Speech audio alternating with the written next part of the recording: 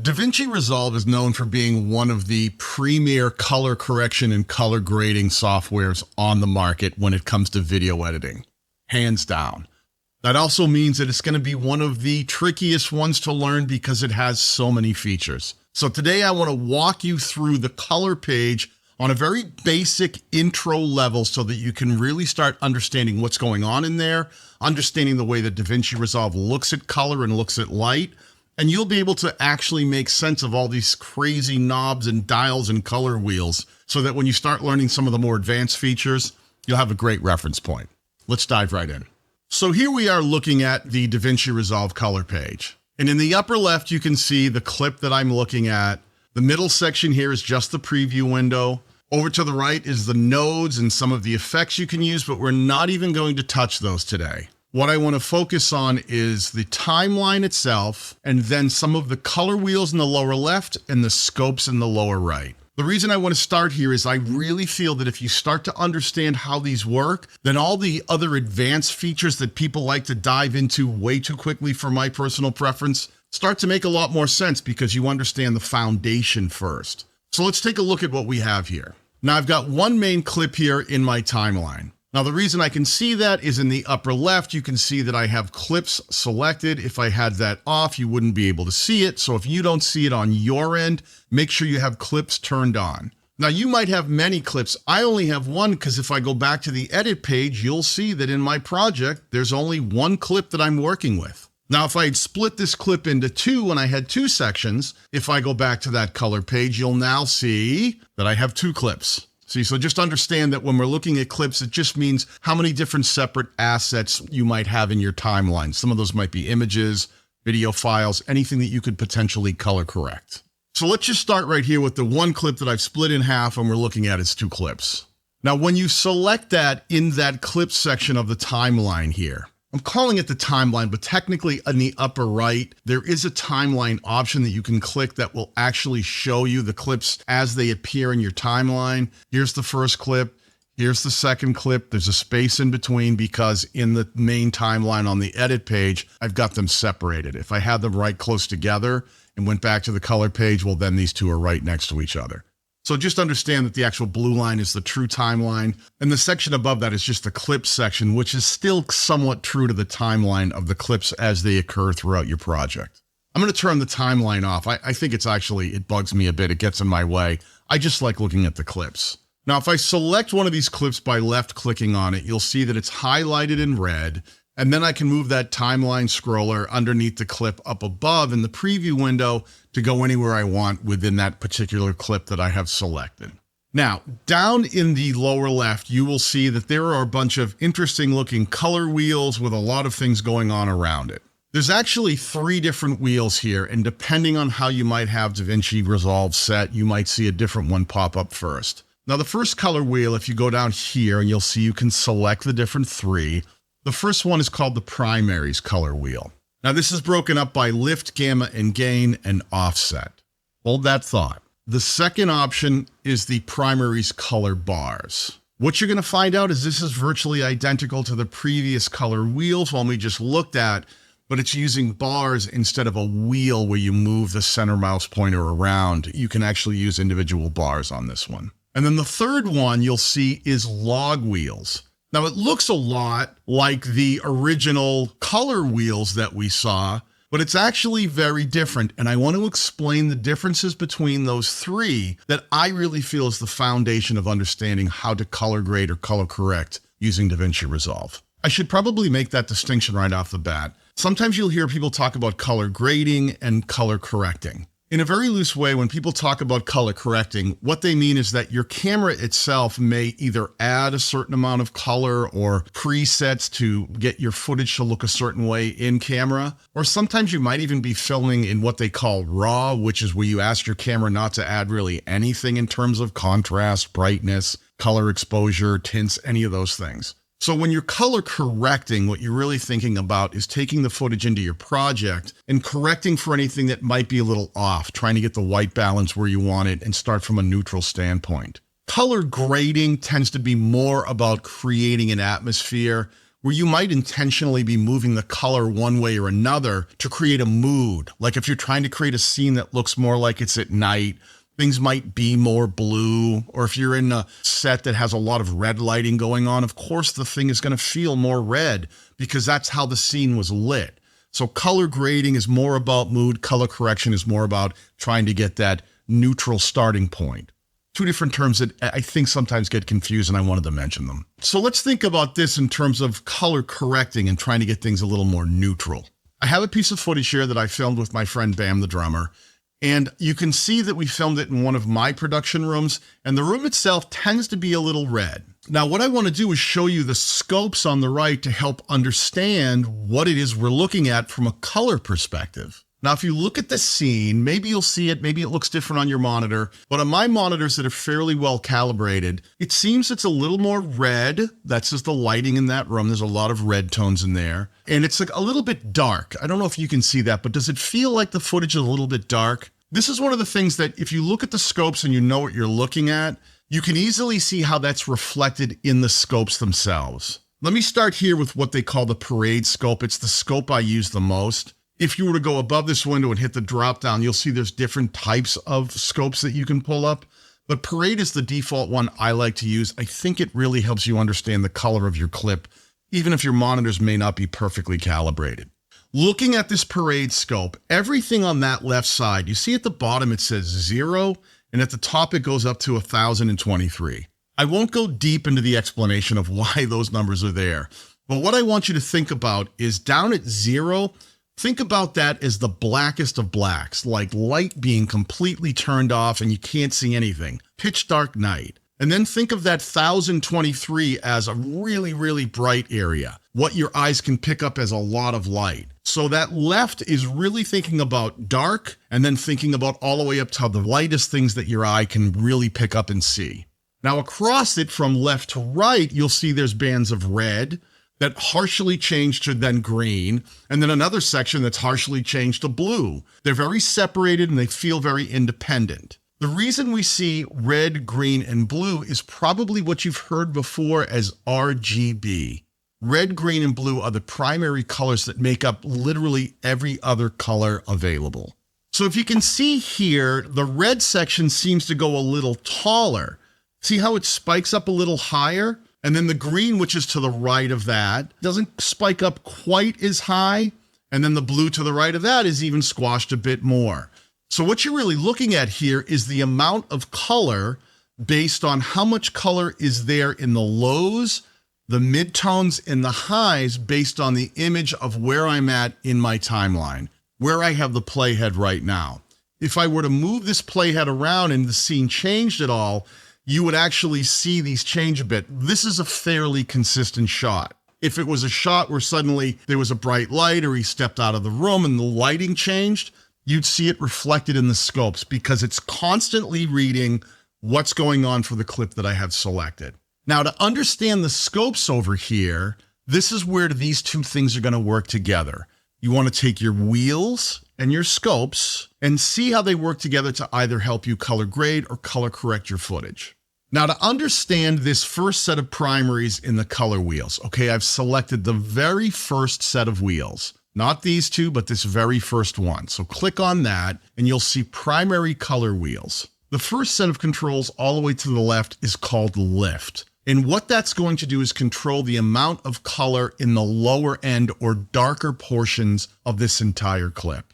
The next section over from the left is called gamma. And I want you to think of that as like the midtones, not the darkest, not the brightest, but all of that midtone that helps fill out your image. To the right of that, you're going to see gain, and that's all of your highs, your brightest colors. How much reds, greens, and blues are up in those really, really bright tones. And then the final wheel to the right is called offset, and that's almost like a master volume. So if we were to think about this thing like an old car stereo, you'd almost think of it like the lift is your bass, the gamma is your mids, your gain is your treble, and then the offset is sort of like the master volume, moving everything all together up and down. And if you've ever EQ'd a song in a car where you have to control the lows, the mids, and the highs to get the sound right, that's kind of what we're doing here, but we're doing it with color. All right, so let's take a quick look at how these wheels affect the color based on the scopes. And this is really important. I want you to watch what happens here. Now, this lift you can control a bunch of ways. There's a center dot that you can move around and change things around. I'll reset that. Here's a reset button. And I want to use just this wheel underneath. If you left click and hold, you can drag it down or up. Now, if I left click just on the lift and I pull it to the right, see what's happening in the scopes? That very bottom section, the darkest portions of this video clip are being elevated. And if you look at the clip up above, you can see it feels a lot less saturated. It feels like there's not a lot of color going on, almost as if all the bottom darks have been taken away. But I want you to watch how this moves when I do that. When I go up and down, can you see it's not just the bottom? It actually squishes up the mids and it brings it all the way up to the top. It's almost like you've got a fixed point at the top and it's moving everything, lows and mids, up together, starting with that low point that you're grabbing it and pulling everything up. Let me go over to the gamma section. This is more of the midtones, right? So looking at our scope, that mid should represent that center band. Now, if I do the same thing and grab that wheel underneath, left click and hold, and I move it upward, do you see that now the bottom really is kind of still staying fixed, but it's stretching the mids up. It's grabbing some of the lows and dragging them with it, but that fixed low point is there, the fixed high point is there, and it's almost over. Whatever you grab and pull, it's going to bring other pieces that are connected along with it, and they'll move along with the thing that you're moving. Now, the offset, which is looking at the entire thing, it's like the master volume. If you watch what I do here, if I reset everything and then I left click and hold and drag the wheel just on the offset, watch what happens. The entire thing moves up and the entire thing moves down. That's taking all of the colors, the reds, the greens, and the blues that are in that visible light spectrum that we're seeing from 0 to 1023, and it's not stretching them.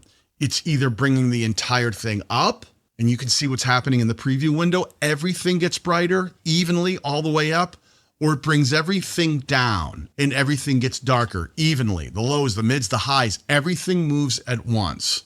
Almost like an elevator, and when it goes down, it brings everything down, the tops and the bottoms down with it. There's no stretching to that. It's not expanding the mids or expanding the highs. It's moving everything up and down in the visible light spectrum that your eye might see. Now, if I go over to the next section, which is the color bars, primaries color bars, you'll see the names are the same: lift, gamma, gain, offset. And those all do the same things too. If I start playing with them, if I left click and hold on that wheel on the lift, and I start turning it to the right, you'll see the very same thing happened that happened when I was back on the color wheel section. The only thing that's different between this section, the primary color wheels, and the primaries color bars, is the individual controls when you want to start breaking down just the reds in the darks or just the greens in the darks. When you individually start controlling the colors in each section, sometimes you might want to use the wheel that's a little more interactive, or you might want to go to the bars that really isolate just the red, just the green, just the blue. That's when I usually will switch over to the bars, because I can get a little more fine tuning where it's not affecting the other parts quite as much. It's really dialing into just the reds or just the greens or just the blues. Stay with me. I know some of this can be confusing and there's a lot of information, but I just want you to think about the light spectrum, dark to light, and then red, green, and blue. That's all we're playing with here with all of these scopes and all of these primary wheels and bars. Now, where it really gets different, let me reset this, is when I go to the third and final primaries, and that's the log wheels. This one, you'll physically be able to see the difference. Now, I know we said, remember, it looks so much like this one. Why do they give us two different things that look so much the same? It's the way they interact. DaVinci Resolve is going to give you a lot of options to really fine tune the color of your clip. And you don't need to know every single one of these things moving forward. Some of the basics, if you can get the basics in check, you'll know everything you need to know to go ahead and correct your footage and make it look great on YouTube or wherever you're publishing. But I'm going to show you some of these basics so you'll understand the differences when you dive down the rabbit hole. Now, if we're on that original color wheels, remember what we said here? I've got it reset. If I were to left click and hold this wheel and crank up the lows, remember what happens? It's almost like they stuck a pin in the top so that the top doesn't move, and then it grabs the bottom and brings everything up. But watch what happens when I switch over to this other primary wheel, the log wheels, and I'm going to left click and grab the shadow. It's still a similar thing. We're still working with the darkest portions of the color spectrum. But if I just left click and hold that wheel and I move it to the right, can you see what happens? Really narrow band. Can you see how it's really focusing on just the darks? It didn't move everything way up. It was almost like it said, hey, why don't we pin it more in the middle and really focus on just moving just the bottom section, just squash that lowest areas and take some of the darkness out of the red, green, and blues. That's your control on the log wheels. It's really focusing on a much narrower band in that light spectrum from dark to light. It's not moving a lot of stuff in that 384 to 512 range. It's really staying in that, 256 or below. That's what's getting squashed. And when we reset it and go back to the previous color wheels, remember what this did? It moved everything all the way up to the very top. We were just seeing the top pinned. So what you want to think about is when you're working with these different wheels, what part of your footage needs correcting? Do you need to make major adjustments that affect a lot of the footage?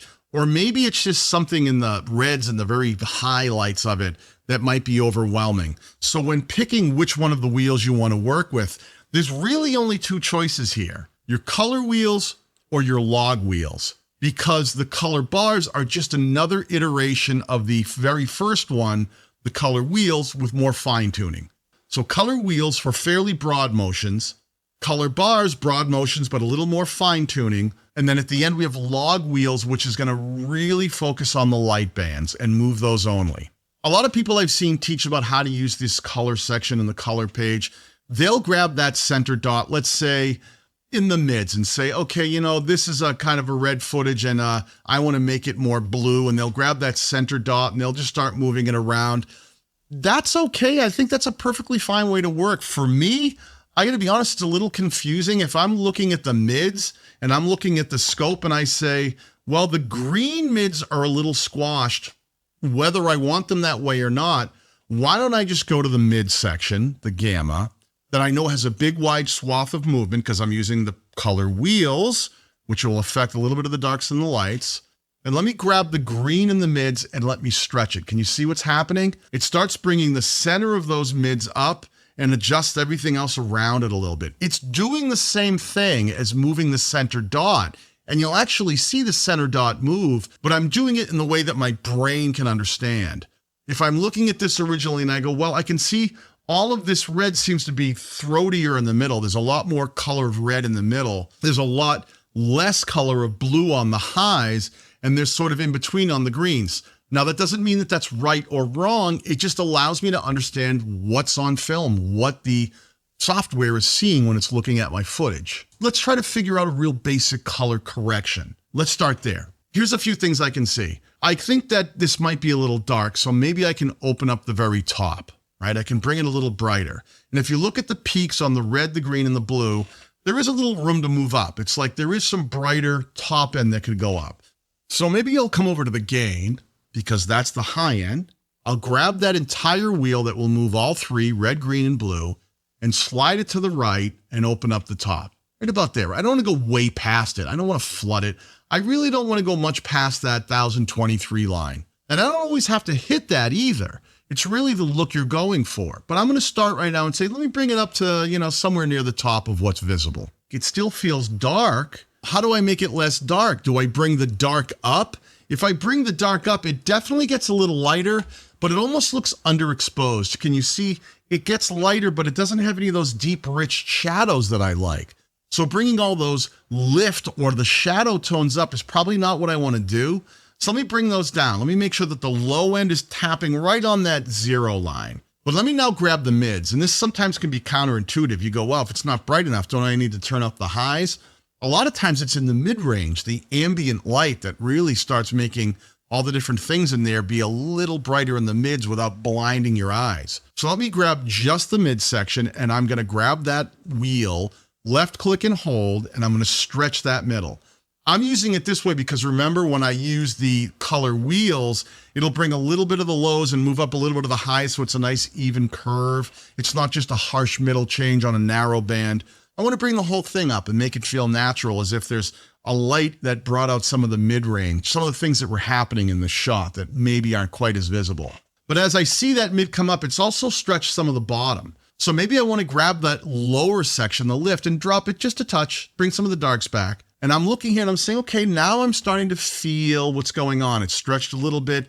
It's not quite as dark. It looks a little better to me. I can see more of what's going on, but it is a very sort of red looking shot. That's okay, but I might want to try testing out and seeing where I can adjust that red.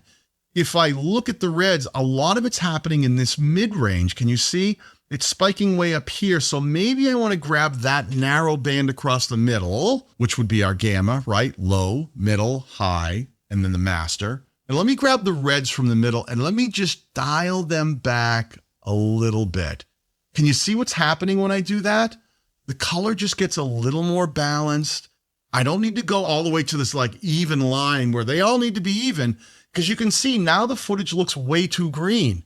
Using your eyes and making sure you're understanding what you're seeing is the most important thing, is really something you want to pay attention to when you're doing any kind of color correcting or color grading. I really just want to get that from where it was, which was really, really red, to a little more neutral. So I'll pull some of that red out of the middle. And I like this much better. Now, if I click on that second section, which is exactly the same, but I haven't done any kind of color correction or color grading, you'll see what the original color looked like. Kind of dark, kind of orange, kind of red. When I go to the new one, suddenly things look a little smoother and they look a little more natural. Now, if you don't always have two clips in your timeline to do that kind of reference point, right up in the upper right above your preview window, you will see there is an option to bypass any of the color changes you've made. So if you've got that clip selected and you just want to see what the changes are from where it was and what you did, just turn the correction off and you'll see it go back and forth and go, now I can compare. But you can also see how the color is a little more balanced now. We've started bringing a little more of the mids back into it. It's not quite as dark and murky. Some of the reds aren't really overwhelming the way they are because we had very little green and even much less blue. The blue's been expanded a bit. It's a little more balanced and I like the look of it. But maybe I don't love the contrast. This is where you can go and use all of these separate icons that are above your wheels and your primaries and below. You'll see there's temperature, tint, contrast, pivot, mid detail, and then down below you'll see color boost, shadows, highlights, saturation, hue, and the luminous mix. Now these change depending on which thing you might pull up, because if you go to the log wheels, it changes to range and pivot. But for right now, I tend to use a lot of the ones right in the primary color wheels options. If I feel that it could use a little more contrast, I'll grab that contrast area, put my mouse in there, left click and drag to the right. Right is up, left is down, and I'll go maybe a little more contrast. That looks pretty good. See how I just gave it a little more contrast from where it was? If I undo that, you'll see it was a little washed out looking. Let me just bring it back up again, a little more contrast. It just starts bringing a little more of the dark tones back in. And if you look at your scopes, you can see that contrast happening. It's stretching out that section and letting the mids go a little deeper into the darks and a little bit up into the higher, brighter tones. You can actually see through the scopes things like contrast in action, what that does to the red, greens, and blues across the lows, the mids, and the highs of the light spectrum. And that contrast, having stretched it, actually made that fill out the color spectrum a bit. So it looks a little better, and it looks a little better on the scopes to me too. Now I might decide that I want either more color or less color, so there are things like the color boost. I could push the color boost up, and you will see that it starts to pivot some of the colors in there. Or I could even just take the entire saturation up and push some of the amount of saturation of each color. I think the color is actually not too bad. The one thing I wouldn't mind seeing is a little bit more of the blue on the turquoise of the drum that he's leaning on. He's leaning on a snare drum. So one of the things I can think about is, wow, that mid-tone, I don't want to get all the blues to go up. I don't want to just grab blues way up on the very high offset, turn all the blues up. Right in that mid-range, it'd be nice to see a little more of that blue so the snare kind of pops a bit more. So I can do that by just going to the gamma, that's our mid-range, grabbing just the blue tone, left-clicking and holding, and dragging it to the right, and it'll stretch that blue And if you notice, it just starts bringing a little more of the blue out of this snare and a little bit of the blue that's around that record mosaic on the wall, and just makes that blue pop a little more. And you saw it stretch over here on the right in my scopes. You could see that get a little narrower and a little taller, just pulling it a little more to pop a little more blue into it. So all I'm doing is using these scopes to dial in what my eye is seeing. And if I want to check what I've done for changes against the original, as always, just go up to the bypass color, turn it off, and then you can compare the original. And here's the changes we've made. Brighter, more open, some of the blues popping more. The room's a little bit better now. You can see a little bit more of what's going on. And you can see that in the scopes, we've made those adjustments. So what I want you to think about is using these sections over here along with the parade scope to just finding the reds, the greens, and the blues and deciding where they might need a little boost or a little cut. Use your eye, use some of the scopes to see what's going on in here to get the color balanced right within that light spectrum. And that's a great place to start to understand balancing your color. Now, there's a lot more that we can do with the color page here in DaVinci Resolve. But I want you to play with those three primary wheels. You don't even have to be color correcting to make it perfect. Just move things around and watch how your images change color and how it's affecting the look of the footage that you filmed. When you get that down, let me know and we'll move on to some more advanced stuff here in the color page. If you have any questions about anything I've talked about in this section, let me know down below. I'm happy to answer those questions. You guys can do this. Get out there and do some more editing. Peace.